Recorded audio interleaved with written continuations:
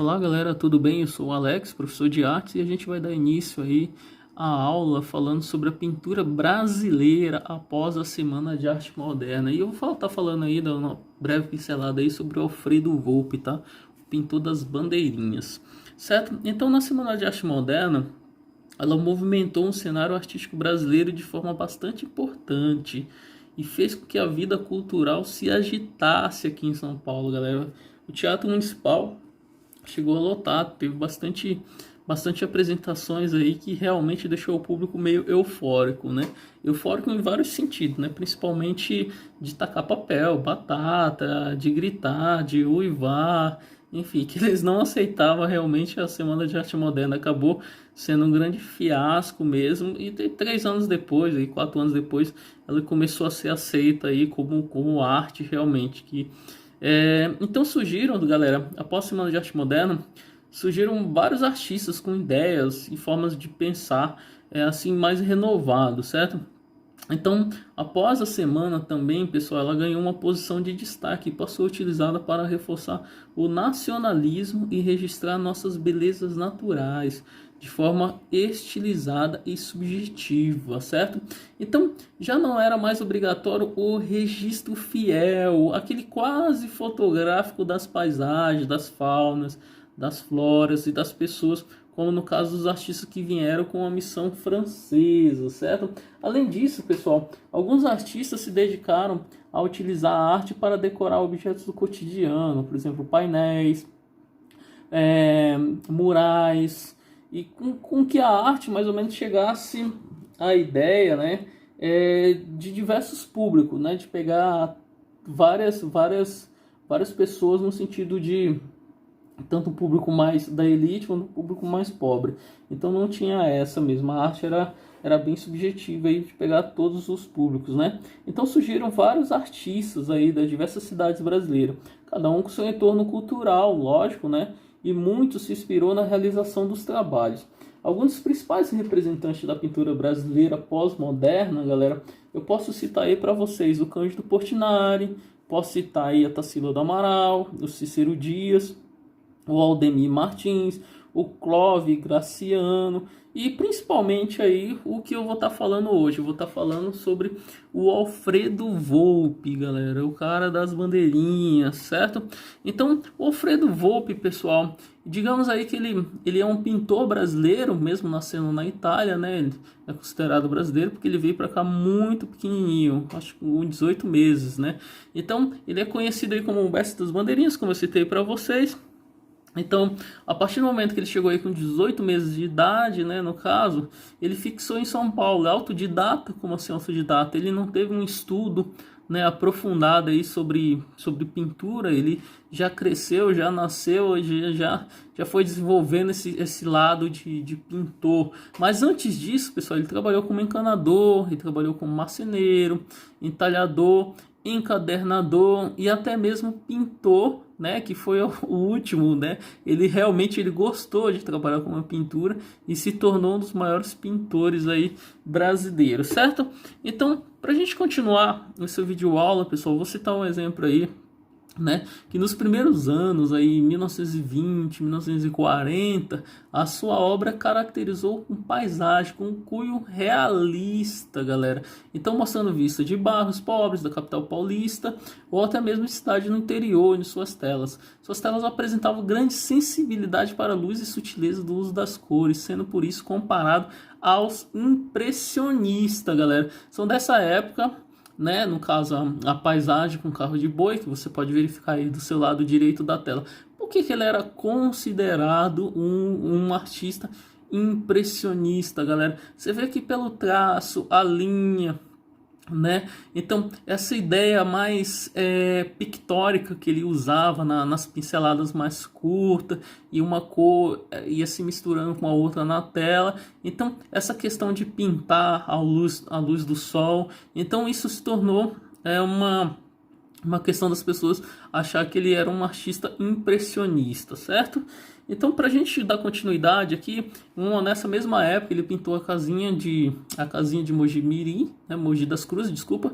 Então ele pintou essa casinha aí, Mogi das Cruzes. Aqui, né, você vê que os pequenos detalhes, você pode verificar que ele já tinha essa habilidade aí para pintar paisagem, além de pintar paisagem, natureza morta, figura humana e tudo mais aí que um artista completo consegue fazer. E a seguir dessas paisagens, pessoal, foram bem diversificadas as influências da viagem, tanto pela Bahia, ele passou por Minas Gerais e ele voltou à Itália, tá? Em 1950 ele voltou na Itália na companhia de alguns amigos. E ele fica impressionado com o estilo gótico, galera, principalmente aí com o Giotto, né? O Giotto, que é um artista aí, né, que representa muito a cultura europeia, certo? Então, a partir de então, suas obras assumiram a entonação que mais caracterizou a originalidade do artista, né? Que aí ele entra nas fases mais abstrato, que eu vou estar falando um pouquinho mais para frente para vocês, certo? Nessa fase ele realizou diversos painéis, como a Igreja de Cristo Operário, em São Paulo em 1951, como você pode observar do seu lado direito da tela. A partir dessa década, pessoal, a obra do Volpi começa gradativamente a caminhar para a abstração, certo? Então ele sai do figurativo e ele vai para o abstrato, né? Querendo ou não, chegando muito nessas formas geométricas. Por exemplo, o Mondrian era um artista que trabalhava muito essas formas geométricas, mas o Pollock também, que era mais voltado para o abstracionismo, né? Mais aquela questão de jogar tinta no chão e tudo mais. O Kandinsky também era um artista que trabalhava com essa parte de abstração. Então são vários artistas aí na história da arte que trabalhava com abstracionismo. Um outro exemplo também é o grande Miró, né? E entre outros aí, certo? Então, na realidade, o abstracionismo geométrico aí do Volpi tinha aí, digamos aí, três características, né? Três séries dominadas aí, né? Que ele trabalhou mais, no caso, a primeira, tá? Que eu vou estar falando aí para vocês. Ainda na década de 50, a pintura do Volpi entrou na fase do abstracionismo geométrico e ele pintou diversas séries denominadas, né? Então, no caso, primeiro, a bandeirinhas, né, que é um tópico dele, exatamente o que ele pintou realmente, e ele se tornou famoso exatamente por questão de pintar as bandeirinhas, fachadas e ampulheta que você verifica aí do seu lado direito da tela. A pintura do Volpi, pessoal, ela passa a ser a linha, a forma e a cor. Você pode verificar que dá diferença logo no começo da carreira dele, quando ele fazia essa questão mais figurativa, e ele foi desconstruindo, ele foi fragmentando o figurativo e transformando nesse abstracionismo geométrico. A partir daí ele se tornou um artista bem mais conhecido, exatamente por ter essa sensibilidade de fragmentar a obra, de transformar de uma forma mais simplificada. E exatamente esses artistas que trabalham com abstracionismo geométrico, que eu até citei para vocês o Mondrian, por exemplo, são artistas mais sensíveis nesse sentido. E querendo ou não, para um artista que trabalha com figurativo desconstruir é muito difícil, galera, porque ele já sabia o figurativo, ele já tinha uma noção de desenho, luz, sombra, escala tonal, linha do horizonte, perspectiva, ele já tinha uma noção enorme, e para desconstruir isso daí é difícil.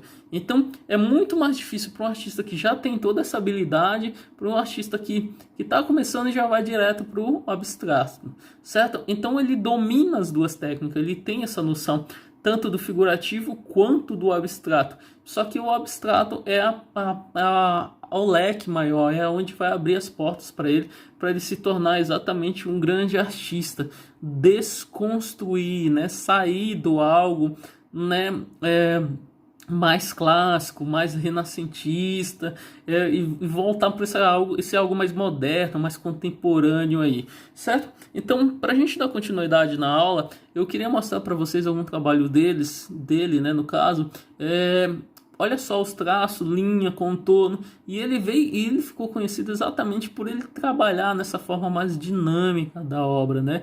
Então você consegue enxergar o movimento na bandeira, ele brinca com as formas geométricas, com cores quentes, cores frias, cores neutras, e ele vem brincando com isso de uma forma mais simplificada, né? E as pessoas ficam muito entusiasmadas exatamente pelo fato dele estar brincando com isso, dele estar formando essas obras de arte, né? Esse sentido mais figurativo, como você pode ver, mas abstrato também, porque se você olhar de perto, provavelmente você vai ver figuras mais chapadas, sem degradê, sem escala tonal, mas totalmente chapada, e quando você olha de longe você consegue verificar que são bandeirinhas, que tem esse movimento e tem essa dinâmica na obra, certo? A partir daí, galera, ele também trabalha as fachadas, onde ele continua usando as formas geométricas, né? Nesse formato, lógico que bem mais figurativo, né? Como você pode verificar tanto do lado esquerdo como do lado direito, e você consegue enxergar portas, janelas e principalmente lá no fundo, lá, né? Todo aquele formato de uma torre, né, um relógio. Então tem tudo isso daí, ele brinca com isso daí, ele vai transformando e ele vai transitando nessas pinceladas para formar algo bem subjetivo também, né? Acho que cada um enxerga de alguma maneira a obra desse artista, certo? Então, umas características do Alfredo Volpi, só um resuminho aí para a gente tentar entender. Ao longo da sua carreira, o Volpi ele passou por várias fases, certo? Então ele recebeu influência aí dos pintores clássicos e impressionista. Quando a gente fala dos impressionistas, a gente lembra de quem? A gente lembra do Renoir, né, um artista aí conceituado, a gente lembra do Monet. Então são vários artistas aí, até mesmo o próprio Van Gogh, que é pós-impressionista. Então são pintores clássicos que ele teve uma influência, ele estudou sobre isso, certo? Então ele criou a sua própria linguagem, evoluindo das representações das cenas de natureza para representações dominadas pelas cores e pelo seu estilo próprio, representando o abstrato e geométrico. Você viu que numa certa linha cronológica, né, que ele lá de trás ele acabou percebendo que o figurativo ele não cabia mais no repertório dele, e ele começou a desconstruir e ele acabou chegando no abstrato geométrico, certo? Então, dando continuidade aí ao segundo tópico, os seus mais importantes registros desse estilo e seus casários, né, e bandeirinhas coloridas, sua marca registrada, sendo chamado de o mestre das bandeirinhas. Então, provavelmente quando você vê uma obra e ela tem uma bandeirinha, é certeza que é do Volpi. Nenhum outro artista faz bandeirinha como o Volpi, porque o Volpi ele é conhecido realmente como o artista que mais fez bandeirinha, então tem muita obra dele de bandeirinha. Caiu no vestibular e você praticamente viu uma obra que tem uma bandeirinha, é do Volpi, tá, galera? Então, o pintor ele não fazia o uso de tintas industriais. Olha que interessante, galera, porque ele produzia suas próprias tintas. E ainda, galera, no caso ele, por exemplo, ele diluía com verniz, clara de ovo e pigmentos naturais. O que são pigmentos naturais? Ele usava terra, ferro, óxido, então ele usava carvão, ele usava vários esquemas aí que ele acabava produzindo sua própria tinta, uma ideia mais de têmpera, né? Então, continuando aqui, galera, então ele foi premiado aí, né, por oportunidades, o melhor pintor brasileiro aí na segunda Bienal de São Paulo, em 1953, galera.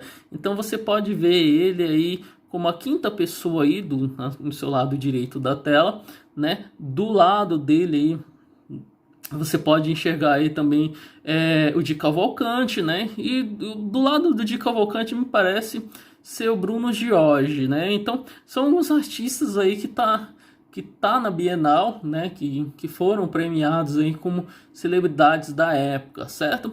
Então aí ele esteve na Bienal de Veneza em 1952 e 1954, 62, né? Então ele 64, então ele veio participando de diversas Bienal, galera.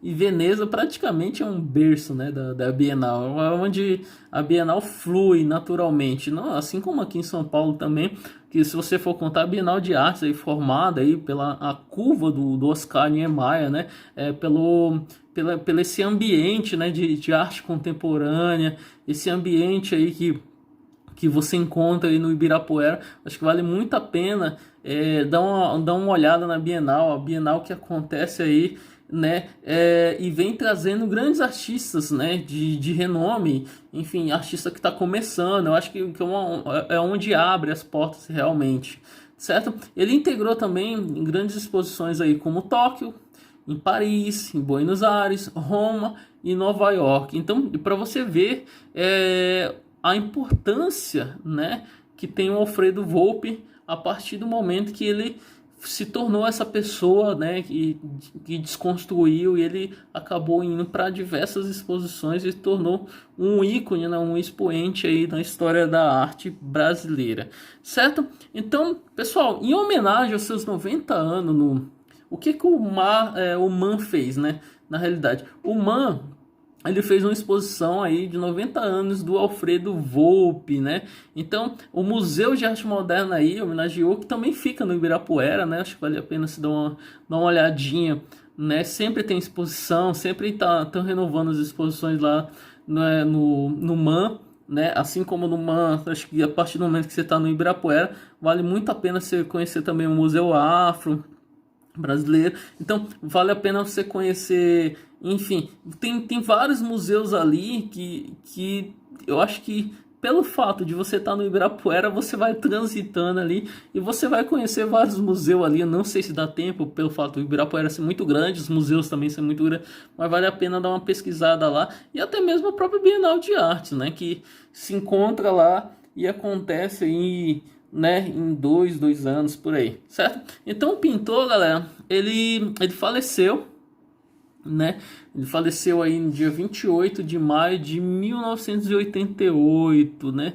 Então o Alfredo Volpi aí é um expoente, é um ícone aí da história da arte, exatamente por ele pintar e passar por todo esse processo do figurativo até o abstrato geométrico, certo? Então vou ficando por aqui, pessoal, com essa videoaula. Espero que vocês tenham gostado. Acho que vale muito a pena dar uma pesquisada mais sobre o Volpi, né? Assim como pesquisar também sobre outros artistas aí que fez parte da Semana de Arte Moderna, aí como o Cícero Santos, né? Por exemplo, também o Ademir Martins, o próprio Cândido Portinari também. Então são vários artistas aí que fez parte da pintura brasileira após a Semana de Arte Moderna, certo?